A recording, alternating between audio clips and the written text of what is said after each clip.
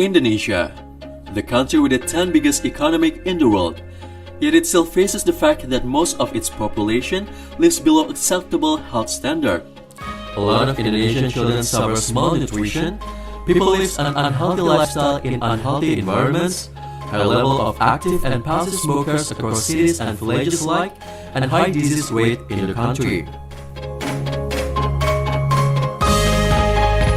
For Indonesia to develop as a country regionally and internationally, improvements in various health aspects are inevitable. That's why Indonesia needs a lot of health institutions with excellent vision and executing practical actions to handle a lot of Indonesian health problems. One of which is the Faculty of Public Health of Universitas Indonesia.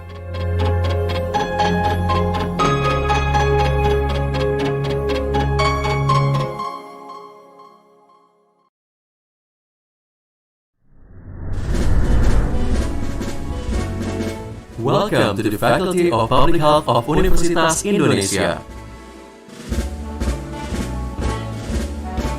We are the first public health education institution in Indonesia.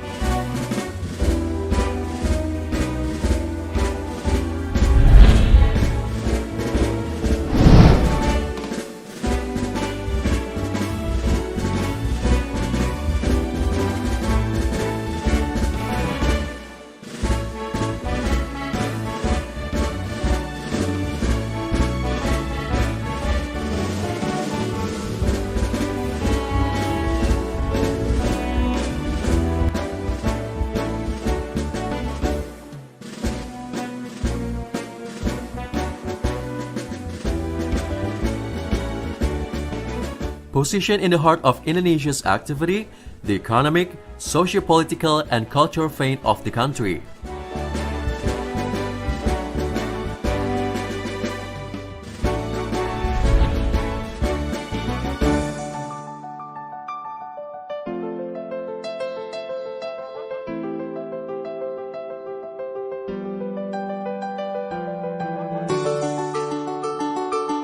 The Faculty of Public Health of Universitas Indonesia is a world-class center of health science, technology, and education in Indonesia and Asia. Untuk menyelesaikan berbagai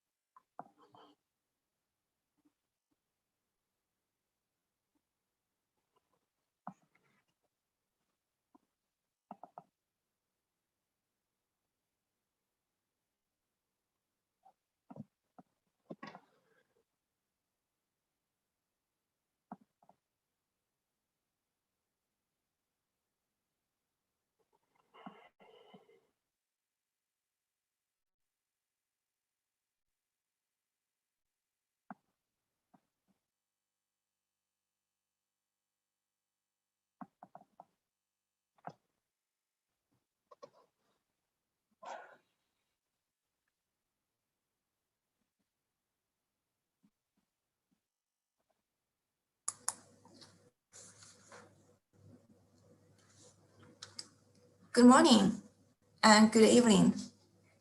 This is Chen Nong from Duke Concise University, Assistant Professor of Global Health. Welcome everybody to join the workshop today. Well, actually, this workshop is built up on the basis of the research collaboration across Duke NUS, Duke Concise University, and of Indonesia. So today it's really happy to have everyone here to attend this workshop. We're going to introduce some we would like to share our experience in the publication and also share some tips how to make the paper publishable in international peer-reviewed journals. So firstly, I would like to invite Professor Sanan Tang from Duke Global Health Institute give us the opening remarks. Professor Tang, please. Thanks, Dr. Long, and good morning, everybody. Warm greeting from Duke University, North Carolina, United States. I'm in evening time. As Professor Adik, approached us, expressed the interest to work with Duke Global Health Institutes in Singapore, in China, in United States. We were very delighted. And with the support from the Duke NUS in Singapore, Dr. Long and I have closely worked with Dr. Adik and his team, the Faculty of Public Health, University of Indonesia, to undertake research in tuberculosis and diabetes.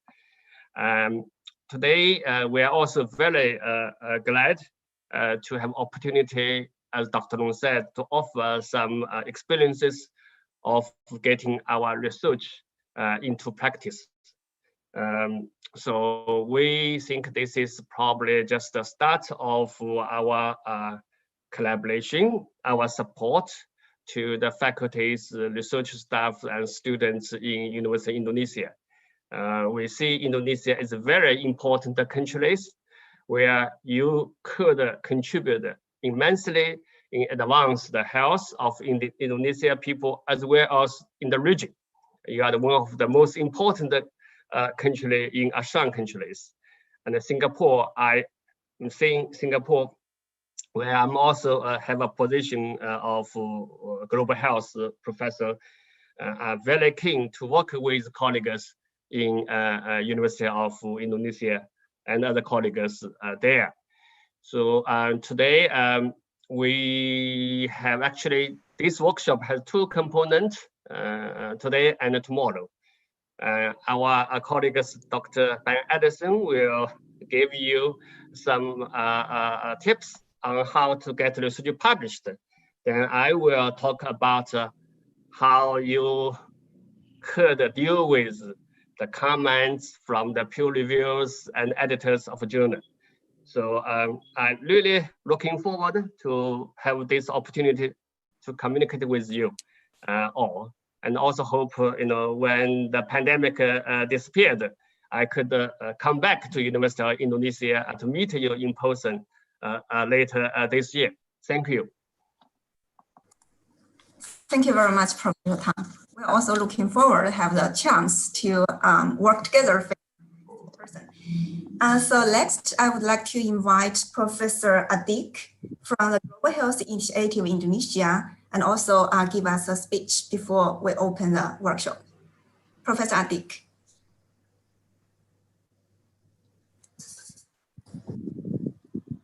Is on mute.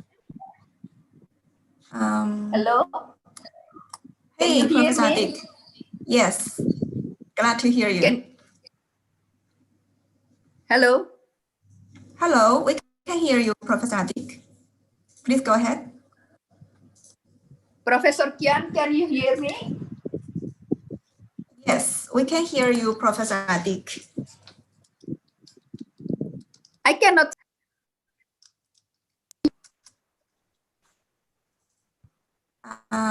I have a trouble with my computer, so I'm using my my phone, and I cannot place my face. It's now my turn to speak. Yes, Prof. Hello? Yes, go Yes. ahead. Okay. Dear colleagues and participants, when the flyer of this event is out, I then received several questions, mostly asking why with you? How did it happen? So I would like to say that in October 2027, Global Health Initiative Indonesia is founded under the auspices of Faculty of Public Health Universitas Indonesia. We further actively looking around for partnership, mainly because its mission is to enhance global health, which is a relatively new discipline in Indonesia, through learning from others, through networking and through collaboration. In February 2018, the effort would pays off. The complete team of Diu Kun Shan, led by Professor Sheng Lang Tang, made official visit to Dean Augustine, and discussion went on collaboration in research and capacity building. In September same year, I, as founder of the GHII, with the financial support from Du Kun Shan, visited the university, including giving lecture to the master students. In 2019, 2 master students from Du Kun Shan did their thesis research in Jakarta, where Dean Augustine and other professor was appointed as field supervisors. The 2 graduates now are writing their manuscripts for publication. From our side, 1 bachelor's graduate from FPHUI is at the moment taking master's degree in Du Kun Shan. In December 2019, with the support from Duke NUS and Du Kun Shan, and from Professor Sheng Lang Tang, we carried a study in Jakarta on the integration of TBDM. It's still going on, and that is why when I know Professor Long and Ms. Vexi, Professor Long also had a chance to visit Indonesia before the pandemic. I would like to highlight the august role of Professor Benjamin Anderson, who is the glue of this collaboration. He is very dear to staff and students of our faculty. Before the pandemic, Professor Anderson regularly spent 7 to 10 days, twice a year in our school to help us on teaching in global health class with 250 students, developing plans for GHII collaborations. Recently, proudly, for 1 month, we got the financial support for WHO Indonesia to conduct the global health training for the MOH middle manager. Showed how collaboration, partnership between MOH, Du Kun Shan, global health is a success. I report that the report is well received by all parties and module will be released soon. Again, I must thank Professor Benjamin for put his continuous thought and effort of this project since the conception. With Dr. Doni Hikmat, Head of Research and Development of our unit development, we established what we call Publication Pathway Program. The first 2 days was held with Professor Anderson in June 2019 on writing proposal, and this is the second in a row. This publication especially attracts so many people because this is the first of a kind. We hope that this workshop will not disappoint the audience, and please post as many questions here. For me, I see that the workshop is the beginning of a longer relation in scientific writing and publication. Since this is very much needed, because Indonesia is still low in the number of publications. Perhaps after the workshop, we can think of building a series of workshops in this area or developing an online certificate course together. Last but not least, I would like to use this opportunity to convey my appreciation and thanks to all respected colleagues from Duke University, USA, NUS Singapore, and Kunshan, China, for the continuous and fruitful collaboration, which from dream it now comes into reality. Especially for Dr. Tang, I know today now it's 9 p.m. in your country, and I'm so sorry about the inconveniences. Thank you very much. Thank you very much, Professor Adik. It's our pleasure to work together. Then now also it's our pleasure to invite the Dean, Faculty of Public Health, University of Indonesia, give us a speech. Thank you very much, Professor Jian. Good morning, everybody, and good evening to Professor Shenglan and other colleagues in China. So I'm very grateful to thank and also to extend my high appreciation to Professor Shenglan Tan, Professor Benjamin Anderson, and Professor Qian Long, and also Dr. Weiqi Jiang. So all are from Duke Kunshan University. I am very glad as well that Professor Shenglan Tan and Professor Adik have explained a lot about the history of this collaboration of Faculty of Public Health Universitas Indonesia and Duke Kunshan University with the help and with the support of Duke University in the United States and also the NUS in Singapore. Yes, this public health workshop is the workshop that very important, two-day workshop is very important for us. Since the year 2015, since the government of Indonesia through the Ministry of Education established or made a kind of a request to the students of postgraduate level to publish their research related to the thesis. So this is a kind of encouragement for us to make the publication is in a good shape as well, and also that one of the the weakness of our publication is the citation. So in this case, the citation is very challenging for us.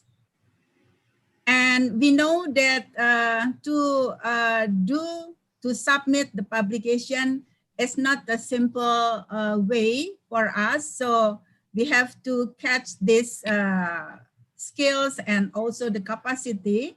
So again, I'm thanking you very much, Professor Benjamin Anderson, Professor Shenglan Tan, Professor Qian Long, and also other team from the Duke Kunshan University for this kind of collaboration, and especially for Professor Adik Wibowo that we have to look at her spirits, that it is a kind of encouragement for us to do this as best as possible. Thank you, Professor Adik. So I'm really glad that this two-day publications workshop will be participated by many of students from not only from the postgraduate, I think, from the bachelor degree as well, and also from other colleagues and lecturer from the Faculty of Public Health, Universitas Indonesia. So again, I'm thanking you very much, and I do hope that this publication workshop is not a work and shop, but to produce a quality publication and then to increase the citation as well. So thank you. So I again really appreciate to the team and to the participants. Hope that in this COVID-19 pandemics, through the online meeting and online workshop, we can do it as good as the offline as well. So thank you very much again. Hope everything will be success. Thank you, Professor Xian, back to you. Thanks so much. I believe we will have a very good time together over this 2 days workshop. So firstly, like Professor Tan also said, this is a first day workshop, and we have the 2 speakers. One is from Dr. Benjamin Anderson. Dr. Anderson is an assistant professor of science and global health at Duke University. And also Dr. Anderson has long-term work relationship with the University of Indonesia. So now let's welcome Dr. Benjamin Anderson, give us an introduction how to prepare manuscript for peer-reviewed journal. Ben, please. Wonderful. Thank you so much, Dr. Long, and make sure that all my audio is working okay. Can you hear me just fine? Yes. Yeah. Okay, thank you. All right. Greetings, everybody. It's such a pleasure to see so many familiar faces. I'd like to extend my thanks for the welcome again to Professor Adikwabowo and our dear friends at the University of Indonesia, Dean Sabarina. It's so great to see you again. And also Dr. Donnie, it's good to see you. And I know that everyone has put in a lot of work, both at the University of Indonesia and also my colleagues, Dr. Long and Dr. Tong, about coordinating this. And I wish we could be there in person. Of course, we're still experiencing challenging times, but I'm thankful that we have this virtual platform that we can still come together and we can see each other and we can still collaborate. It really is a nice piece of technology. So what we're going to do is start out with the topic of preparing a scientific manuscript. I'll go ahead and share my slides. I'll walk through those. I believe I have 30 minutes, and then we'll have another presentation, and then there will be a time for questions and answers following the 2 presentations.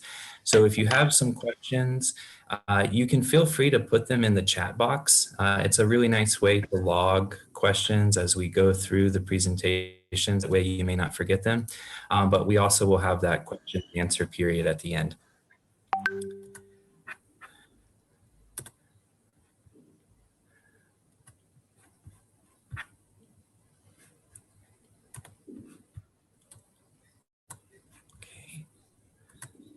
Let me try one more time. I had an issue sharing my screen.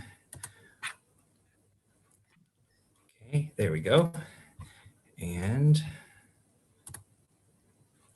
all right.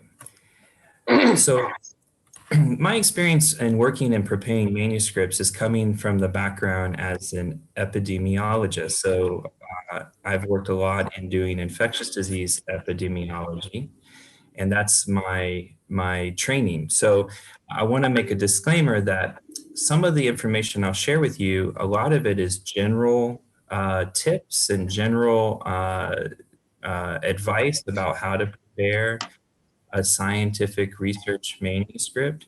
But there are, based off of discipline, sometimes some slight variations in how you might prepare a particular manuscript. And so I hope throughout this workshop, you'll get an understanding of some of those variations that exist. And as you learn a little bit more from Dr. Tong about responding to reviewer comments, and you learn from Dr. Long about how to select target journals for your manuscript, you'll start to see just some of the varied situations that might occur based off of your discipline. So why do we publish? Well, the scientific journal articles have been around for a long time. The earliest professional society journals were founded in the 1600s. There's even documentation about scientific writings that have gone back even before then.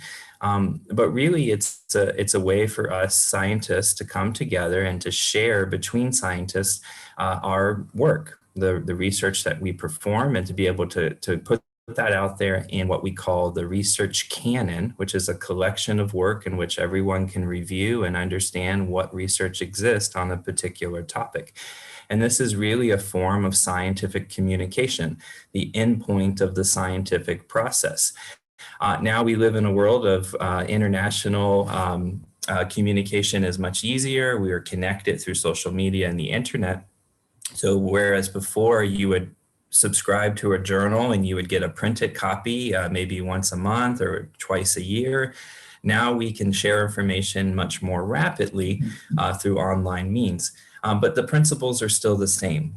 You perform your research and you want to put that out there in these journals in order for the rest of the world to see what it is that you're doing. And that's a really important part of the scientific process. This is partly dissemination of knowledge, which I think is the most important reason of why you would like to publish your work. We want others to know what we're doing because it helps build the foundation of research and gives people the opportunity to learn from what you've done and to be able to add to the research knowledge that we have based off of that work. And if they don't have access to what you've done, then maybe they might miss something that could be beneficial to their research as well. There's also this idea of establishing credibility.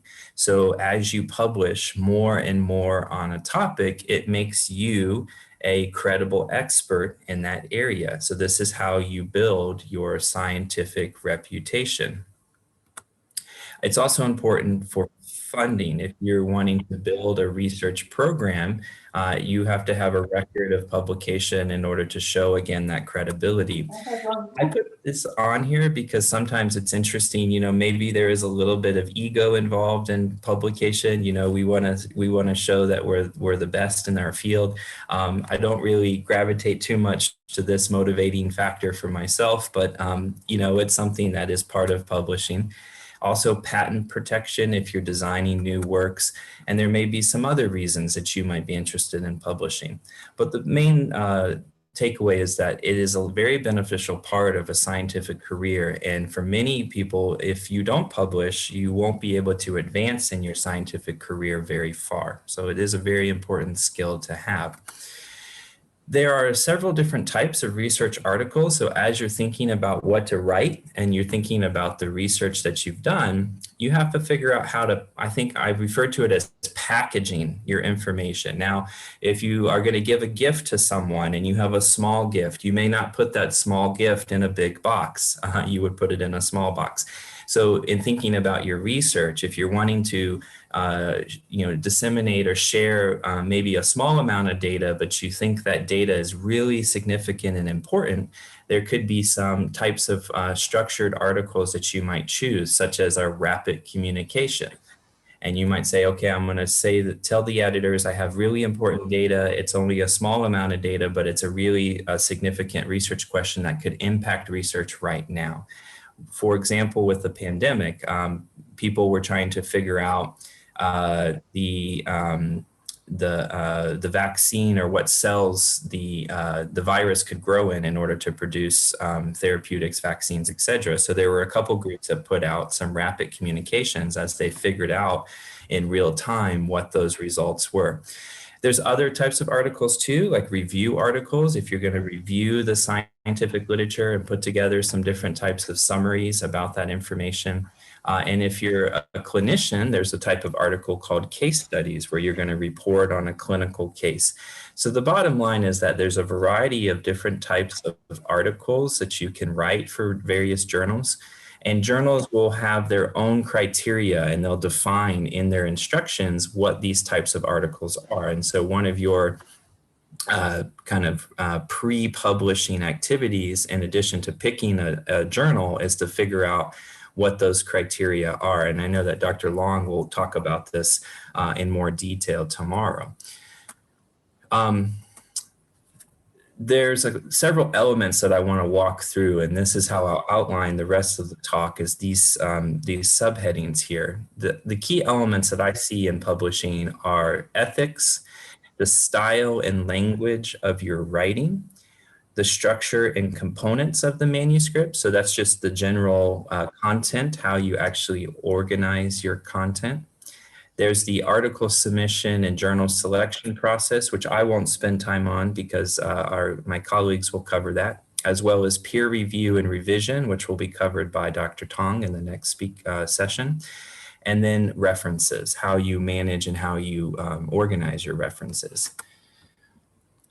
The first thing is I put this out, I want you to consider the following very carefully. So these are things related to the element of ethics. So under ethics, there's a couple things that you want to be aware of. Number one is authorship. This is something that can be a little bit challenging, particularly if you're working in large groups.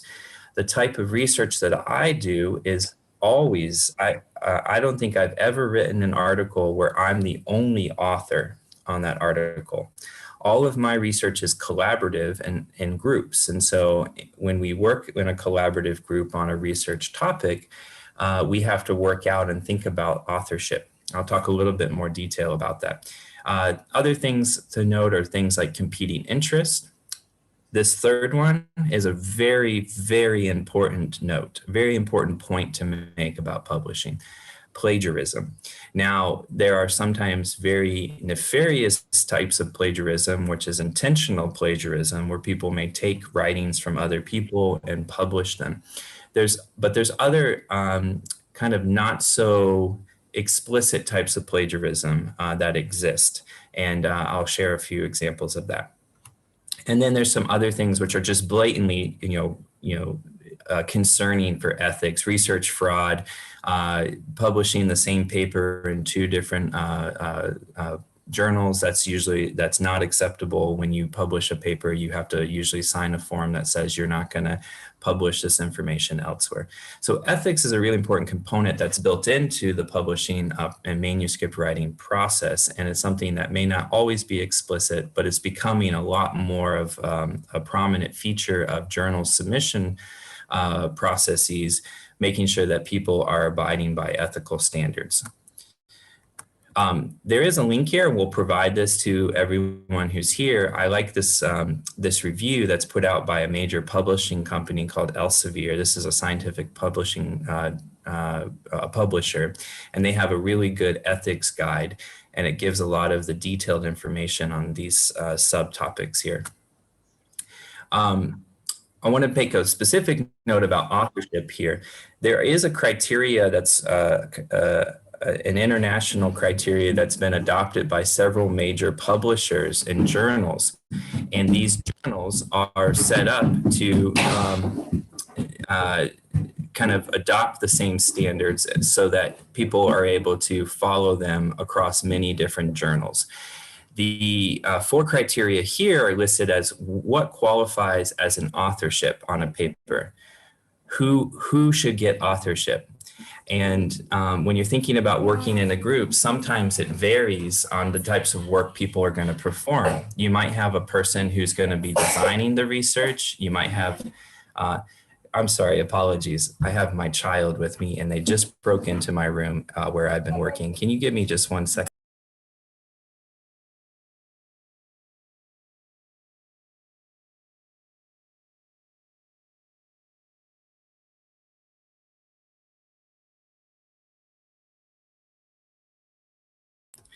One of the challenges of virtual from home is that if you have your children around, they can sometimes join in on the presentation.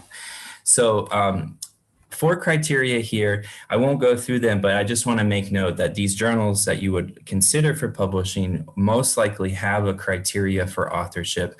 And if you're concerned about who would who would be considered for authorship on your paper, you can review these criteria and get a sense of who would actually be able to be listed as an author. The main point for it is that you want to make sure that people who are being listed as an author on a paper are making a substantial contribution to the work. But that doesn't mean everybody will have the same contribution. So you have to think through what contributions people have made and whether or not those would constitute as substantial.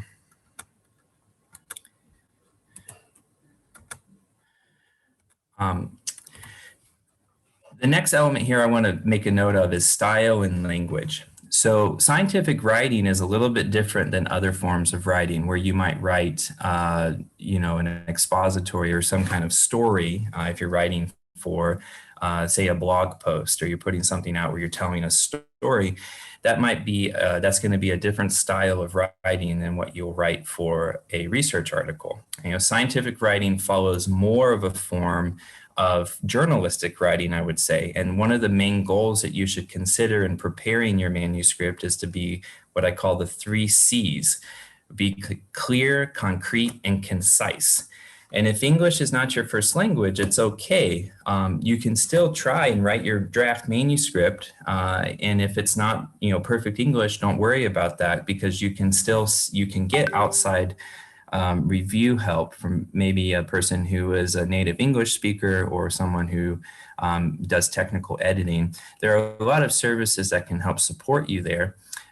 One of the things that I know has happened is that there's a lot of wonderful research, a lot of amazing research that's available, but it may only be available in specific journals. Now, why English? Why are we saying English?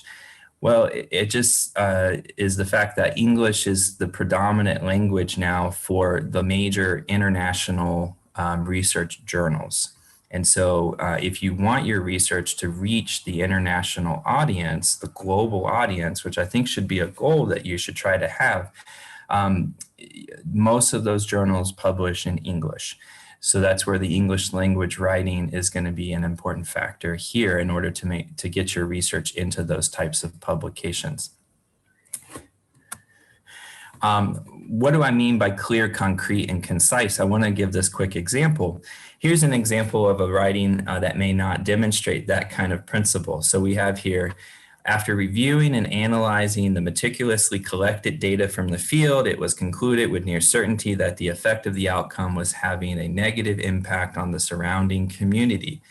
Okay, so that has a lot of words in it. We could write that. We could describe that. That's probably describing it accurately. But what we could also do is we could say the collected data showed that the outcome negatively impacted the community. So what you can see here is scientific writing really cuts out what we call some of the fluff, the extra. There's a lot of things you don't need to include, adjectives and things that you don't need to keep in the writing. You can keep it very simple, very straightforward, and communicate directly what it is you're trying to communicate. And if you can do that in as fewest words as possible and still retain the meaning and convey the message, that is a good thing. That means that your writing is probably very clear and understandable for a wide audience. Many people will be able to read that and understand what it is you're trying to say. Another example here, we conclude that more funding should be given to this area of research because we believe the topic is extremely important based on the research findings of our studies. What you could say is our findings suggest that more resources should be allocated to this area of study. Done. All right, so clear, concrete, and concise. You want to try to think about how you can revise your writing in that way. And if this is something I used to struggle with this, I actually still struggle with this sometimes. I'll write a draft and I'll look at it and then I'll go back and revise that draft and I'll remove some of the extra language that may not be necessary in my revision process. So you don't have to have a perfect draft the first time, or else it wouldn't be called a draft. So you can do this process throughout the revision cycles.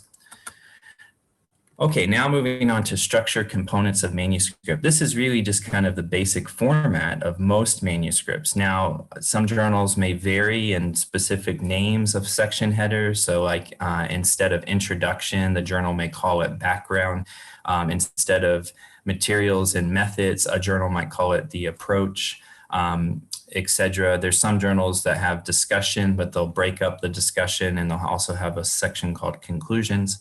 But if you start with this basic outline here, you should be able to model it pretty closely to what most journals expect the format of your paper to follow. Starting with the title, you ought to have a title on your paper. You want that title to convey the point, the main takeaway of your paper. You don't want to use a lot of what we call jargon, which is technical language. And it would be helpful for you to try to run your title through a couple of search engines to see a little bit about what some examples of other titles might be. This is something also that people have begun to try to use the title as a way to catch people's attention as well. So you'll see some titles that may have what we call a provocative framing, or something that's asking some provocative question. This is done as a way sometimes, again, to capture a little bit of attention. It's not wrong to do that, but you may, be judicial in how you use that technique. Some journals will restrict that. They'll say that you won't be able to use a title like that. You have to be very specific in the types of titles that you're using. Here's an example of a title: Influenza Study in China. Okay, it's very general. It doesn't really tell you much. Flu, it's a study on influenza. It happened in China. But what about the study? What was done? What about flu was studied? A better example would be this: prospective surveillance for influenza A virus in Chinese swine farms. So this gives you better description of what the study is about. You can just read the title and it gives you a pretty good idea of what the rest of the paper is going to say. Another example here, this is an example of kind of a more provocative title arrangement. The first title here is Evidence of Influenza A Virus Aerosolization in Chinese Swine Production Facilities. That's a good title. I mean, that's a descriptive title. But if you're wanting to be a little bit more provocative, sometimes you might see something like this. This is a paper I actually published. So we did the title Bioaerosol Sampling in Modern Agriculture, a Novel Approach for Emerging Pathogen Surveillance, because that was the question that we were raising.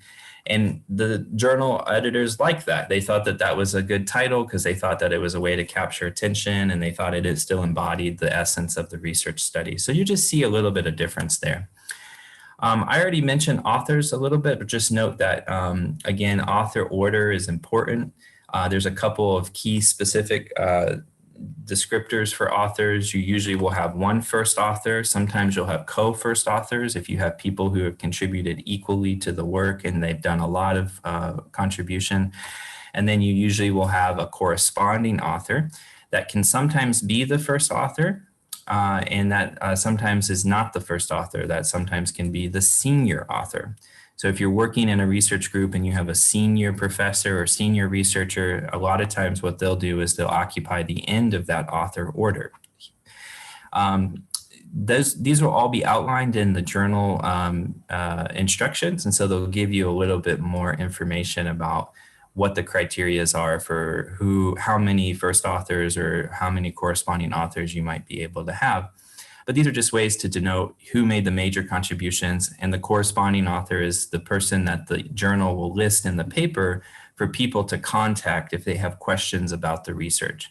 So usually the corresponding author position is a pretty significant position because that's who people are going to follow up with based off of what's listed in the article. Moving into the kind of meat of the article here, we have the first thing is the abstract.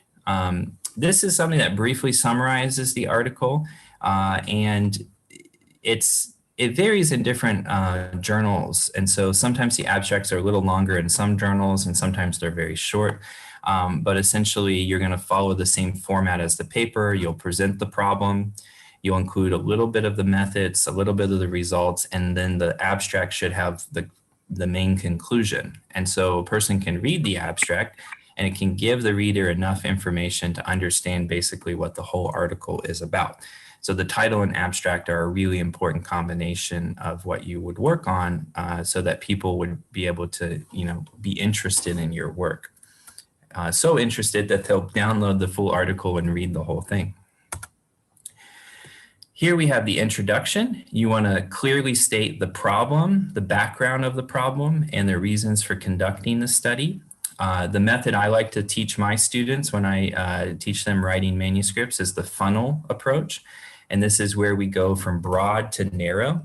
In global health or in epidemiology, this is a little easy to do because a lot of times what we'll do is we'll focus on a particular disease, for instance. So we'll give a wide overview of the disease, talk about the global statistics, the distribution, and then we'll begin to narrow that down to talk about the specific population that we are focused on. And then that gets us to the very pinnacle at the end, which is the thesis statement, which also is referred to as the main study objective. And the way this looks, as you can see here, this is an example of a very simple introduction. Here we're giving very basic background information on the disease, swine influenza A virus infections in man, and 2009 pandemic have highlighted the importance of understanding novel influenza virus generation among pigs. China is currently the source of more than 50% of the world's pork production and a hotspot for novel virus emergence. And then here's our objective. Through this One Health-oriented study, we sought to better understand influenza A virus ecology in Chinese swine farms. So this is usually always the last sentence of the introduction. And when I read articles, when I scan articles, I usually always go to the very end of the introduction to find this statement because I want to understand specifically what the study objective is for the paper. And that's a way to kind of quickly get to that question if you understand that this is the structure the authors have followed. And that's usually what most authors will do, is include the statement at the very end of the introduction. Then we have the methods here, which is a descriptive account of your study approach. This is a really important section to think about being clear. Your clarity is going to be very important in your methods, because if you're not clear in how you actually did the study, then the reviewers are not going to understand how to evaluate it, or they're going to give you a poor evaluation because they're not going to understand your approach. So you want to spend a good amount of time on the methods to make sure that it's a very clear and descriptive writing of what your study approach is. We like to teach our students to be logical and clear. Logical means that you often want to do things in sequence. So you want to start from the beginning to the end. If you're teaching someone how to bake a cake, you won't start by telling them how to put the cake in the oven. The first thing you'll do at the very beginning is tell them what to do to mix the cake together, right? So you gotta think about putting your steps in order in a logical way, and usually that's a sequenced way so that the reviewers can follow along very easily. It's helpful to use section headers for this. So if you have, say, multiple methods you're using, you can use subheadings to kind of organize these different sections so that it's clear, again, in the transitions, that the reviewers can see how you're actually organizing your methodologies. And the methods and results should match, meaning that when you present your methodology, when you do your results, you should do them in the same order. So if I say I'm going to test for, in our study, we tested for COVID-19. This is how we did it. And then we also tested for influenza virus. This is how we did it. In the results section, I'm going to present the data for COVID-19 first, and then I'll present the influenza data. I keep them in the same order. Again, this is kind of a way subconsciously for the reviewers to be more easily tuned into your process, and it helps eliminate clarity issues. So they'll be more clear about what it is that you're actually doing. And then the last thing in your methods, be sure to cite. If you're using methodology from other groups or other papers, you want to make sure you reference those methods appropriately. Last here, we have the results. And again, the sequence should follow the methods. Sorry, not last, but second to last. We have results. You want to use objective language. So you just want to communicate the results in a very objective way. For instance, you don't want to say, we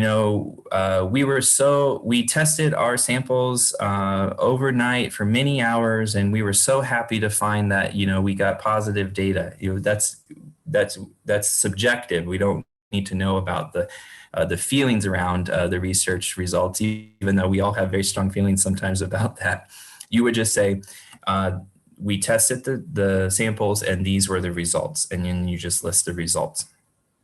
Results are also an important section for visuals, graphics, tables, things that can visualize your data. This is not the place to interpret your findings. You want to save that for the discussion. So in the results, you don't want to actually write in the results yet what you think they mean. You want to wait to use the discussion section for that. And then that's the last section here. Describe what your results mean. And you want to use this in context. So what we often would like to see is contextualizing your results with other research that's been done in your area. So this is where you get to demonstrate your knowledge of what other research exists. And you need to then share how does your data, the findings you have, compare to what we already know about other research that's been conducted on this topic. And then you want to explain how your research has added to the knowledge of the field, where you've made an impact. And this is a big one. You want to avoid speculation. You don't want to draw conclusions on your data where they don't exist. Your conclusions should match what the results say, and that's it. If you go on too much beyond that and you begin to speculate, then reviewers will not like that very much, and they'll say, well, your data can't really tell you that that's the conclusion you can make. Another feature of this discussion is to help set up future studies. So if you find something in your research and you say, well, this data was really fascinating, but it highlighted a new question that we didn't know was a question, you can put that in the discussion, and that helps set up other research studies, both for yourself or for other research groups. And so another research group could read that and they'll say, oh, well, we want to look at that question. That's really interesting because we didn't think that that was a question either, but now that you've got this data, we could also figure out how to study that. And then last but not least, on the kind of overall formatting of the article are your references. Your references are a key part of justifying your description of information, your methods, contextualizing your results. And so you want to make sure that you reference things very appropriately. You want to format your reference according to the journal. And I would suggest you consider using a reference management software, something like EndNote or Mendeley. If you could learn how to use that now, I guarantee it will save you a lot of time and a lot of headache in the future regarding how to format your references. And then you want to make sure that your in-text citations are correct, not just your reference and your kind of bibliography, but your referencing within the text is appropriately done. This is just an example of EndNote, and like I said, I use EndNote in my work, and as soon as I learned it as a student, it changed my life as a student. It gave me a lot more time and freedom and flexibility to be able to navigate how to do referencing for not just research papers, but proposals. Okay, and then coming to the end here, we have acknowledgements, which is a section that's important to acknowledge those who may not have qualified for authorship, but may, oh, I think, hello, there's a background noise in here.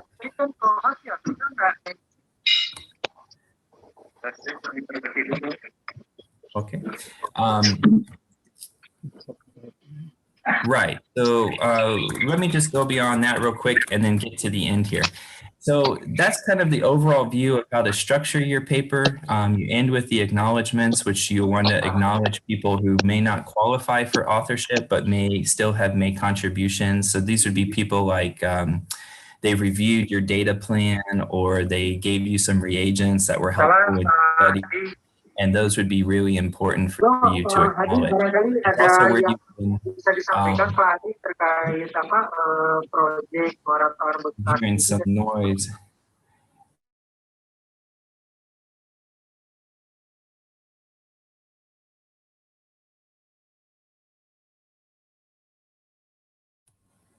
All right, thank you. I think it's everyone's muted. So it's also a place where you can acknowledge your funding sources or funders, and that's also an important part. I want to just give a few tips and then I'll be done, just 30 seconds here. The most difficult part of writing scientific manuscripts is starting.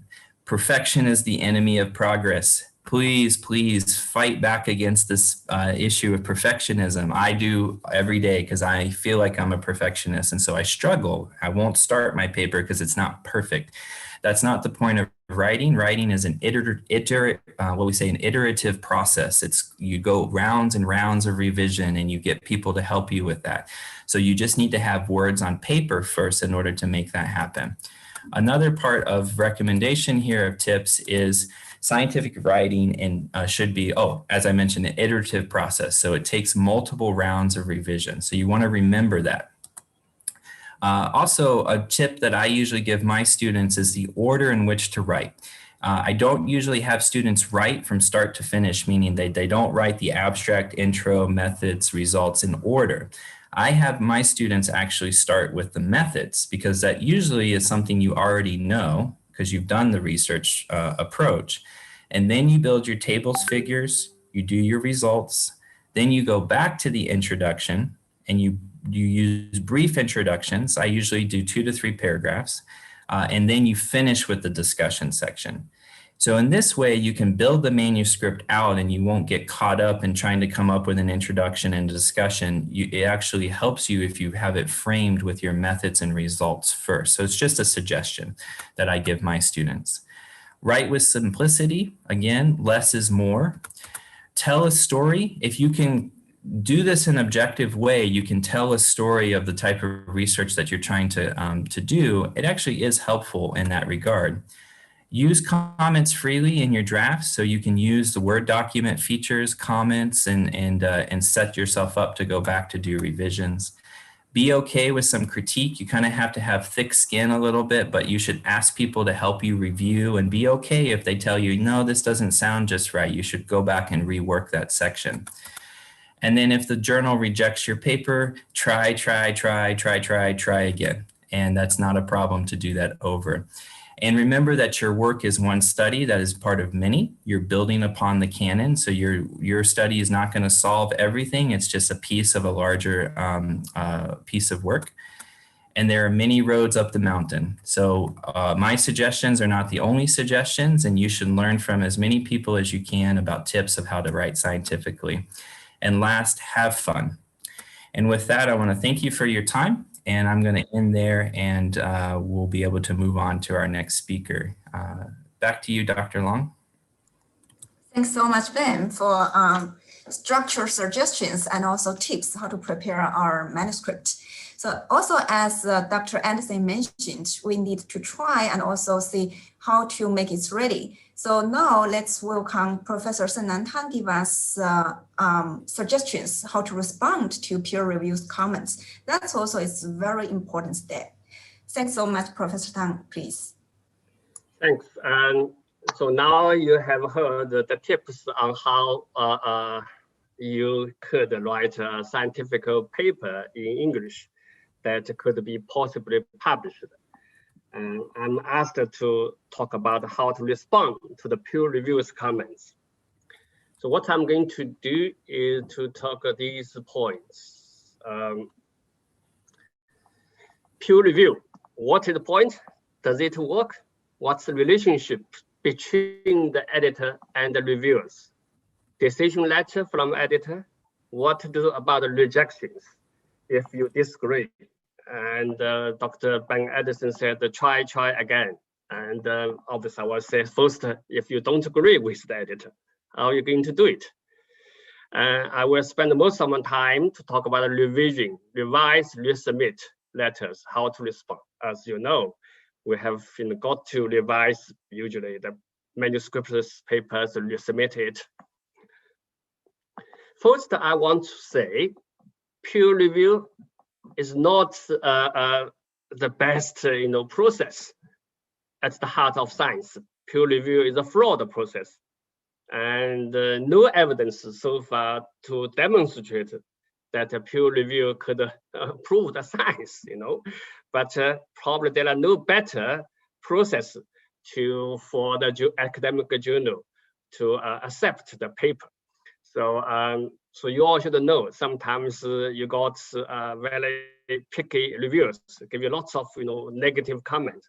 Sometimes you got very soft reviewers, and give you quite a lot of positive comments and agree that this is an important, interesting paper and should be accepted.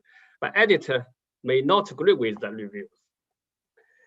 So one person, Tom Jefferson, did a systematic review, try to understand the effect of editorial peer review. And unfortunately, such a systematic review paper come out not many positive results about peer review process. Right? It's a remarkably few well-designed study assessing the effect of this process.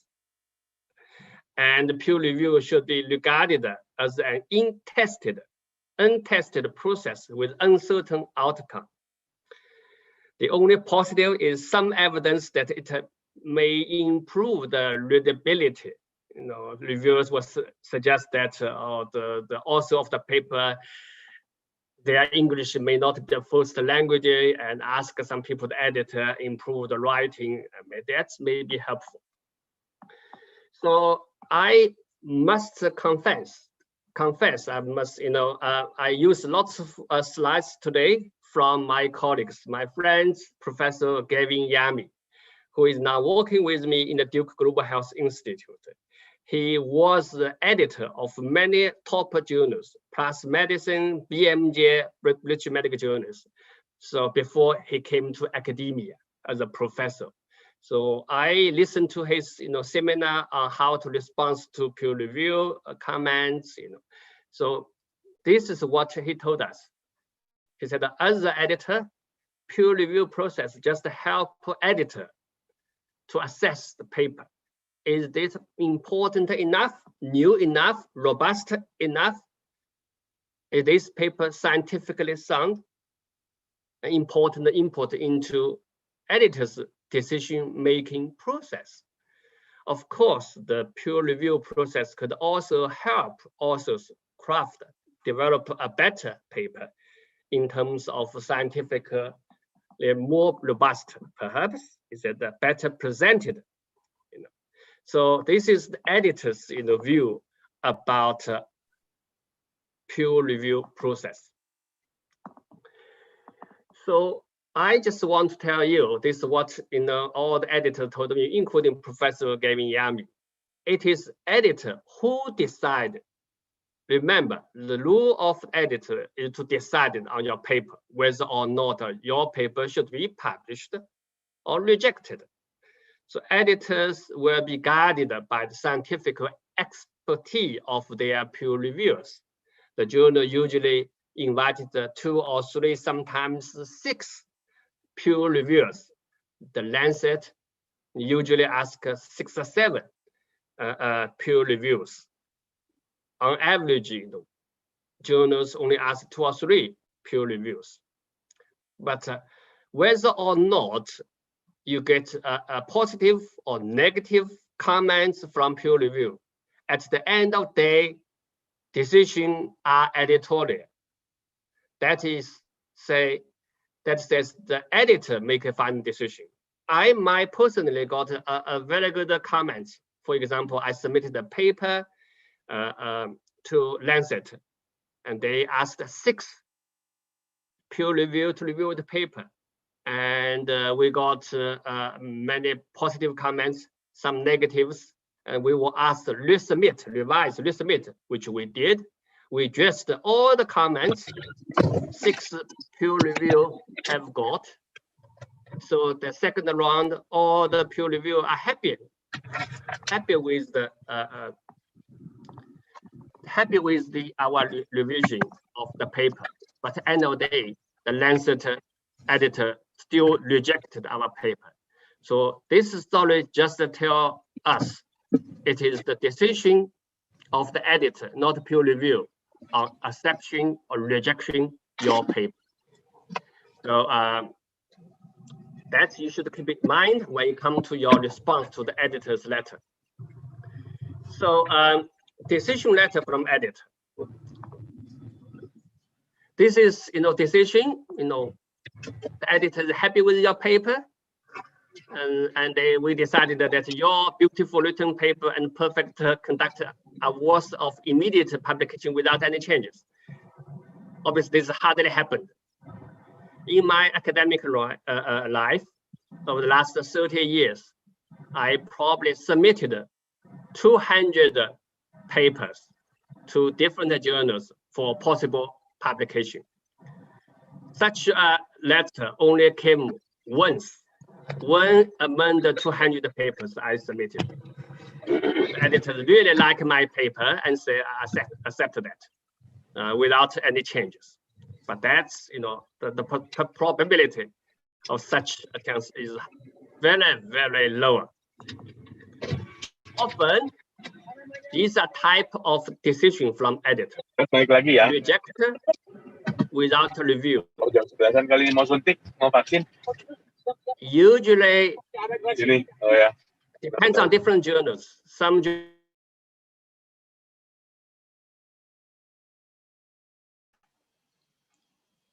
Sorry, Prof. Senglan, I think you are muted.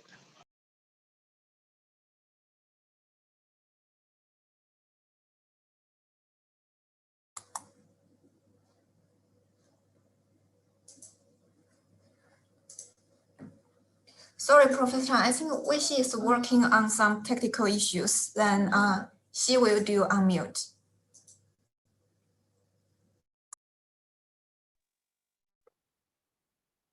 Okay.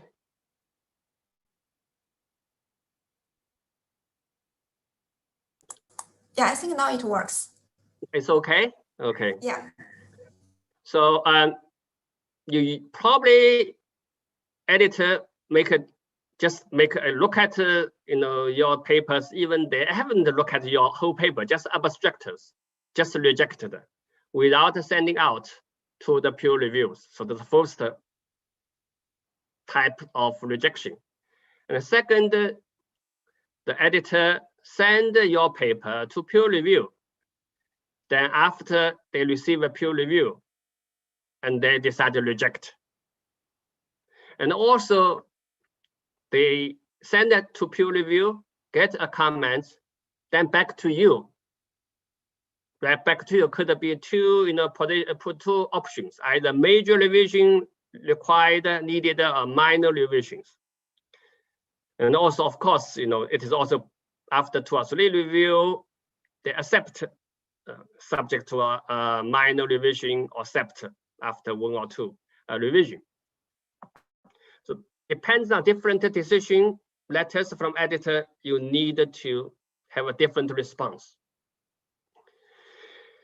First, I want to tell you what's the common reason for rejection. Contents out of scope of journal. The journal, different journal have different scope of science, targeting different audience. General practitioner GP, for example, or general medicines, or specific public health, or community health. So if you submit your paper to a wrong journal, then obviously, you got to reject it. Or incomplete submission, poor methodologies, and major flaws, interpretation results, major flaws in deductions, poorly written, things, this kind of stuff, it could be rejected. But sometimes editor wants you to revise the paper and resubmission. And that's revision request because there are minor faults, problems in your methodology, minor inaccuracy in data, inconsistent data, data do not support your conclusion, and the poor but still could prove the writing. So in that situation, editor would ask you to revise the paper and resubmission. So what to do about rejection if you disagree? Sometimes you receive a letter that means the true rejection letter. For example, dear sir, many thanks for asking whether we would like to publish your paper. Your paper is good and origin, but unfortunately we are not simply simply not willing to publish. The trouble is that the good bits were not original, the original bits were not good enough. So this is the kind of the rejection. You don't have chance to publish your paper in that particular journal. So how to respond to the rejection? If the editor's rejection letter is convincing, it is clear your paper is not the good fit to that journal. Move on to the second choice.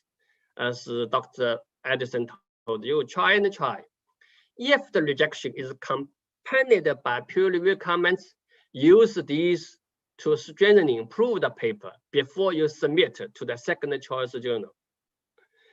The flaws may well be spot at the second journal if you don't address it, if you don't change it or prove it. No.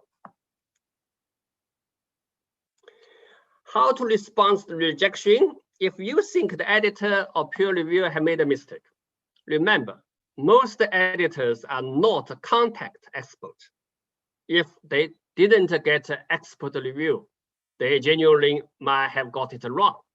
So if you think the reviewers had wrong opinions about your paper, the editor didn't understand your paper, you could appeal.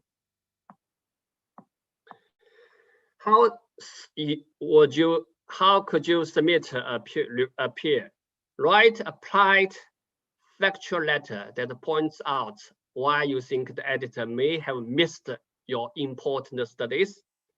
You could say, we would be grateful if you could reconsider your decision. Our study is the first to have looked at this X, and we feel public health community will find it valuable because of Y, Z. So you could do that. Then we come to the most important bits of this presentation, how to respond to peer reviews. Here are 2-day rules. When you receive editor's letter saying they cannot accept your paper as it is, usually people are angry the first day, but please, don't reply the letter in the same day one, because you need to get over your angry frustration. Never ever let your frustration affect your response. The tone of how you respond will make a huge difference.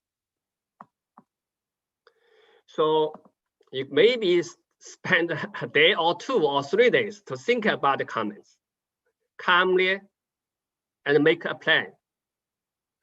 For example, the points of clarification, explanation, that will be easy to address. Some of the comments easy to address, as I found out, because you just hadn't explained clearly, and it is easier for you to add 1 or 2 sentences to address these comments. But some comments is so difficult to address, you got to spend sometimes a couple of days to discuss with your colleagues, to discuss how best to address this, right?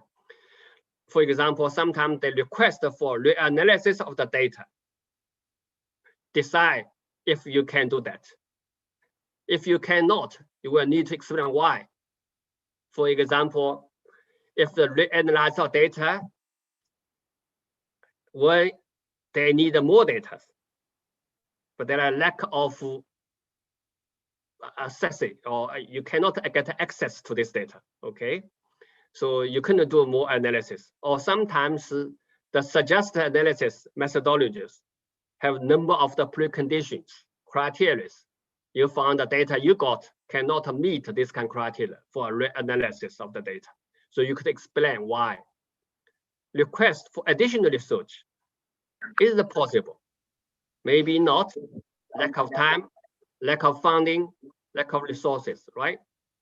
Sometimes they request that are impossible to meet.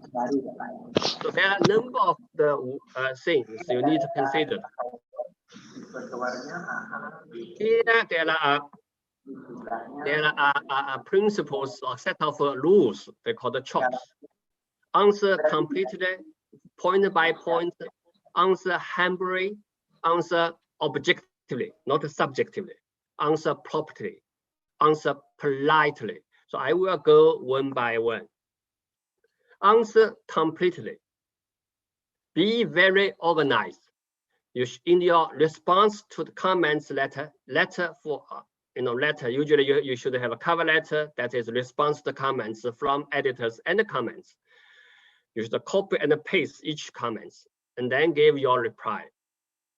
Be very specific. State exactly how you respond, where you respond. There are examples. For example, the reviewers' comments. The discussion was not clear enough about how the policy implication of these new studies. Bad reply. We have now fixed this. That's really a bad reply. What you should good reply. We thank you, the reviewers, for these helpful or useful comments. We have now addressed this weakness by adding in a new paragraph in page 17, lines 25 to 32, in which we lay out what our findings mean for national and international policy makers. That's the good reply. Okay. Example of point-by-point response. Another example, the review say, I suggest saying grassroots civil society engagement rather than civil society engagement. Your response should be, thank you for these suggestions. We have now changed this to grassroots civil society engagement, as you suggested, which you will see in page X, line 1. Okay, so obviously because of time, I skipped another examples. Second, answer humbly. It is helpful to be honest in admitting where the paper was weak. Every paper got a weakness, right? So don't be shy about your weakness. Then you can thank the editor reviewer for helping you to strengthen it. For example, we agree with reviewer 2 that we were not unclear about X. We were grateful to reviewer 2 for pointing out this weakness. We have now addressed the review's concern by rewrite the section Y, page number, adding in more detail about A, B, C, D, F. Okay. Third, answer objectively with evidence, not vaguely, not subjectively. Back up your statement, assertions with evidence, especially if you disagree with the reviews. Don't just say, I disagree with review 1. That's really bad, okay? You should say why you disagree, cited evidence. You may even add evidence to the revised paper. Reviews often points out the case study that you may have missed. Review would say, oh, you haven't use this reference. Answer promptly. Usually, editor will give you deadlines. If you know you will miss this, write to the editor. Say you need more time. That's fine, no problems. Don't keep your silence. Don't delay don't resubmit your paper after deadlines. That's not good. Ask for more time if really needs. If if your response is delayed, the editor may lose faith in you. Also, answer politely. Never be rude, personal. Review 1 is crazy. Review 2 does not know what she's talking about. That's really not good, right? It is totally fine. It is totally okay to disagree with the review, but you should be polite, respectful when you disagree, and you should explain your thinking. For example, we acknowledge review 2's concern about our choice of a case study design. However, we respectfully disagree on these points. We feel the case control design were appropriate because of X, Y, Z. Please remember, always thanks the editor and the reviewers for their time and comments. If the reviewer have made a positive comments about your paper, you must include this in your point-by-point response. Use it to show, to demonstrate the positive aspect of your study, your paper. For example, review said this study has a major novelties, and I think readers of journal will find it very valuable. Please use it in your response letter. Many thanks to the reviewer for this positive feedback, which we appreciate. We agree that the readers will likely find our paper new and interesting. So that's the right approach, the way you should use. A private cover letter, for example, dear editors, we thank the reviewer for your generous comments on the manuscripts, and we have added manuscripts to address these concerns. In particular, of the code we wrote is valuable, and I have included multiple links throughout the paper to the proper code repositories. We believe that manuscript now suitable for publication in your journals. So write a polite cover letter would be very helpful. Please do not use one reviewer against another. As you probably know, sometimes you receive comments from 3 or 4 external reviewers. And the views, the opinions from these 3 or 4 reviewers are different. But it is not good for you to use one review against another. Editor hates it when you do that. No. Editor often choose a range of reviewers with different expertise so that they are deliberately getting a wider range of viewpoints. Okay. If the reviewers have said totally opposite things, decide which suggestion will improve the paper yourself, or respond to both. Or if you are not sure, you could point out the different views from different opinions and ask editor for their advice. Okay. Don't fight with editor about the word length. You probably know each journal for the original research paper have limits of words, 3,000 words, 5,000 words. Okay. So this is the battle you will lose. It is not worthwhile fighting. Oh, editor, if editor asks you to cut a short, just cut a short. Why? When you submit manuscripts or resubmit, please remember 4 things. Cover letter to the editor, be thankful, polite, form a point-by-point rebuttal letter, tracked revision, clean copy. Remember this. Don't forget to respond to editor's suggestion.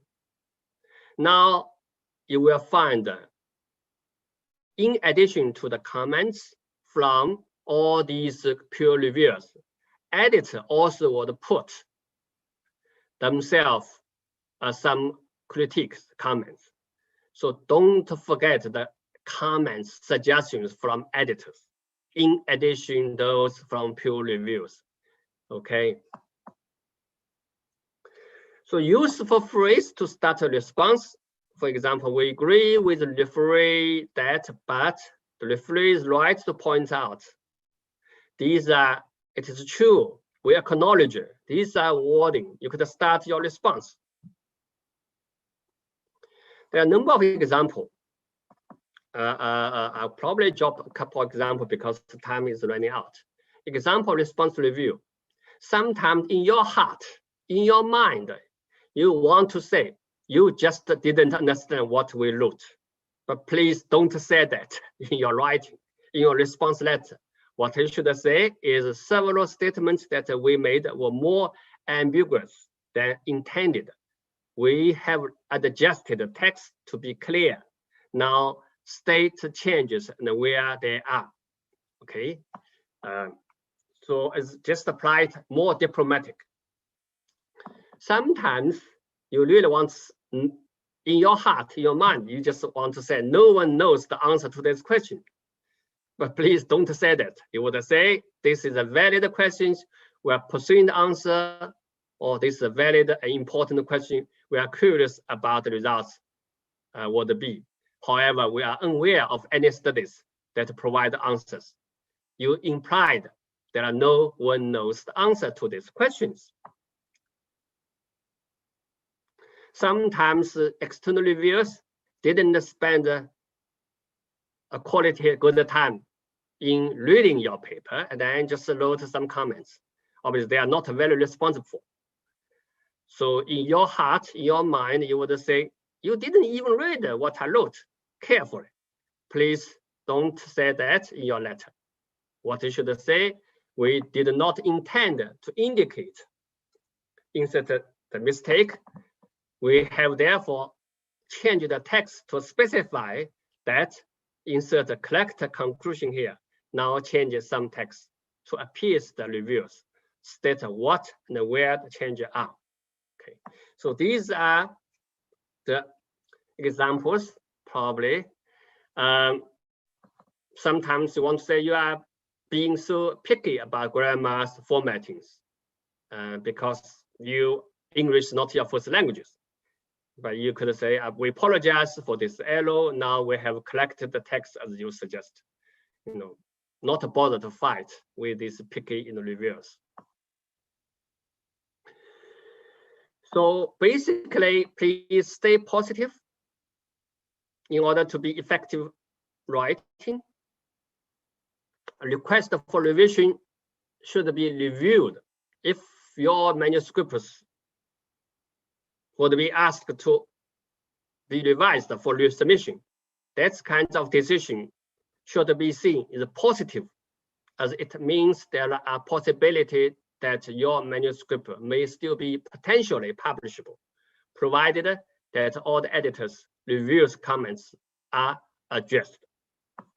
Okay, so I stop here. We have 10 minutes for question and answer.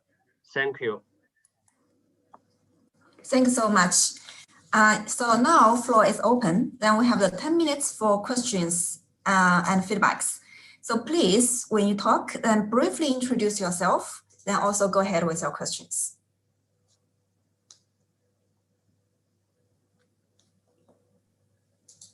Yeah.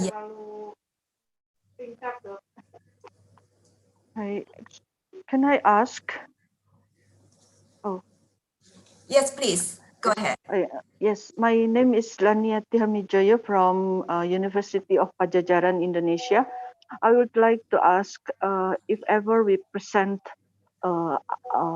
publication, not like a poster or in a free paper in the symposium, and then later on we write down all things in the public for publication. Is it considered plagiarism or not? Because maybe the title and all the content is the same.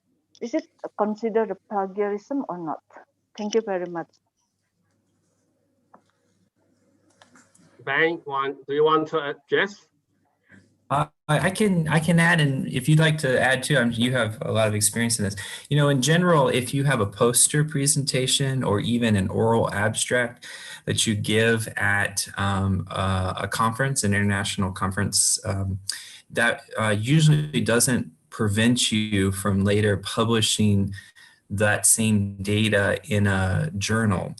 But what I will say is there's different rules for certain journals who may restrict you from doing that if you've already published in an international journal.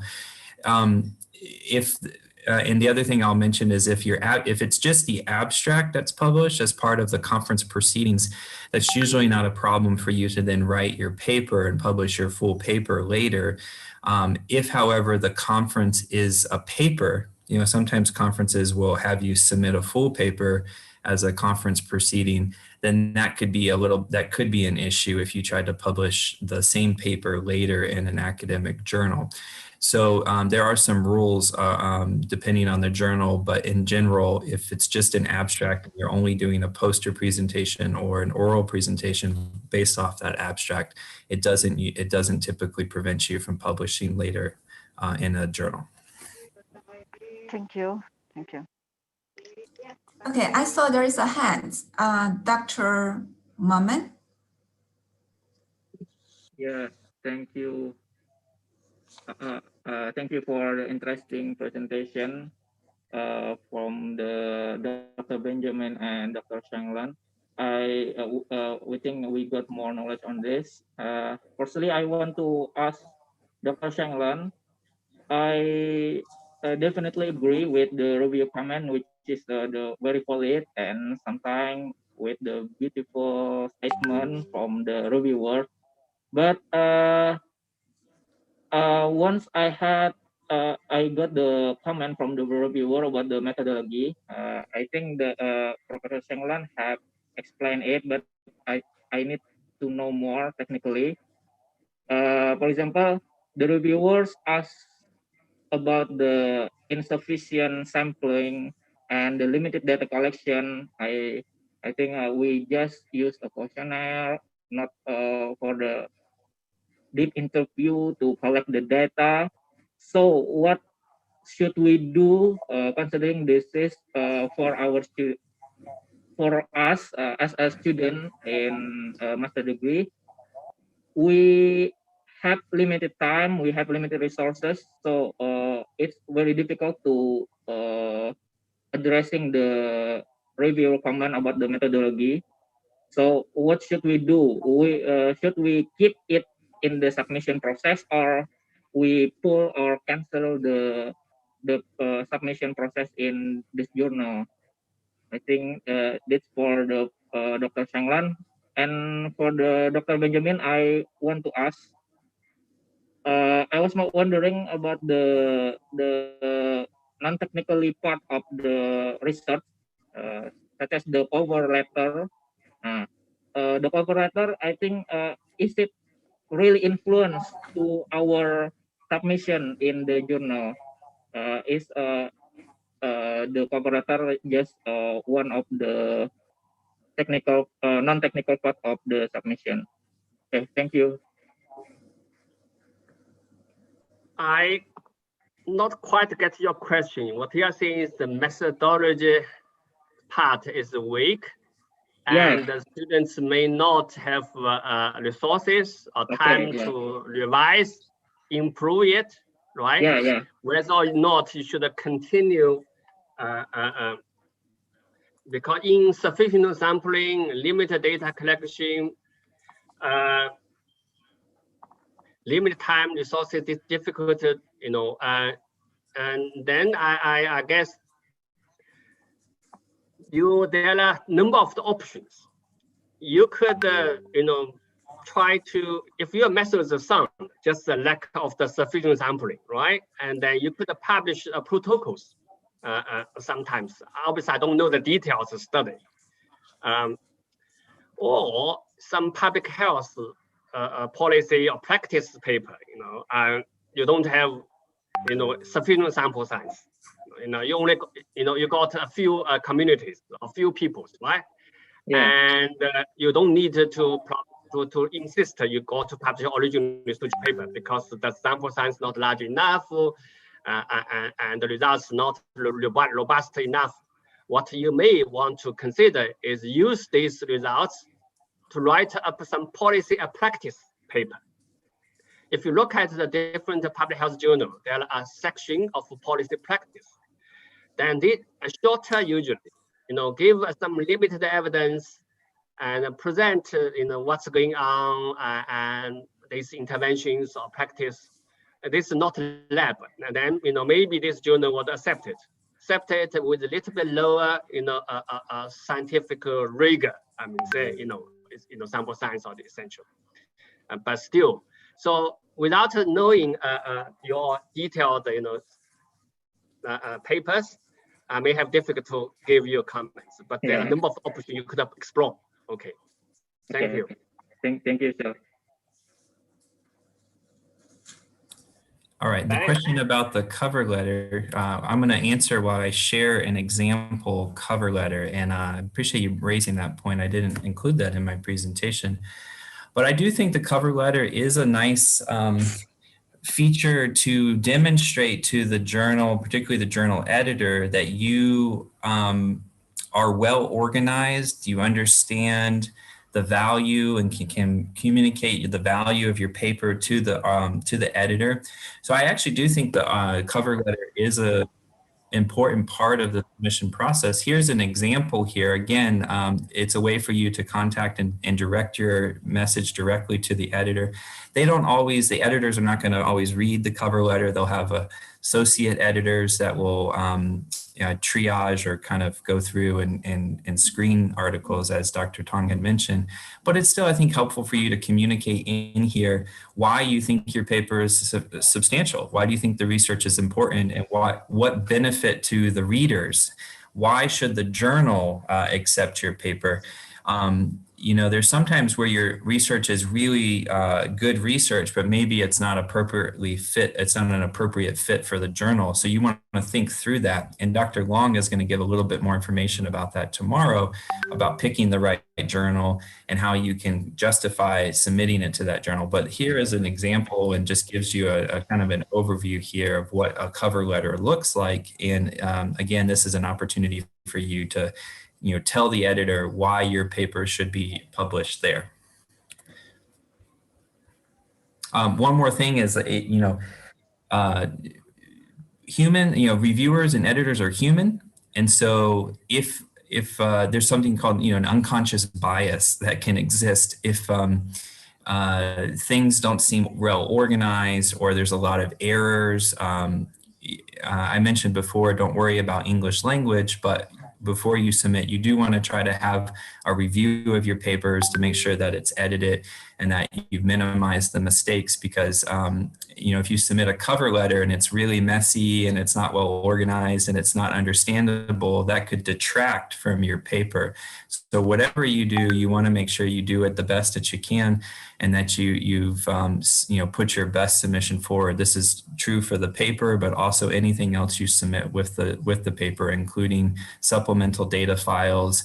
You want to just make sure that you're doing things in an organized and a clear way with as few mistakes as possible. Okay, thanks. We're running out of time, but we can take the last question today. So Dr. Abdul.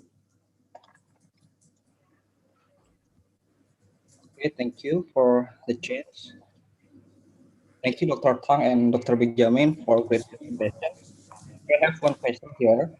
I had experience from rejected paper, but when I submitted, I intended to choose submit it in the preprint because it's rejected, and the preprint have been published in the Research Square. Is it okay to publish to another journal? And do I explain the new journal that I have want to submit that the paper has been submitted in the preprint? Thank you. So this question is to Dr. Anderson. Maybe two of the speakers, maybe. So I missed that. I missed the word you said. It's been published in what was the word you said? I have submitted in the BMC Public Health, but it's rejected. Right. Yeah, but the preprint has been submitted in the Research Square. Maybe for my co-author choose when they submit, choose the preprint publishing in the Research Square. That's why I'm confused. Do I need to tell the new journal that the preprint has been submitted in this Research Square platforms?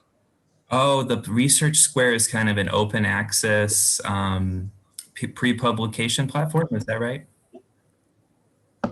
Yes. I'm not as familiar with research. I know ResearchGate and things like that. Yeah, if you have put it out as an open access, pre-publication, you should mention that to the journal.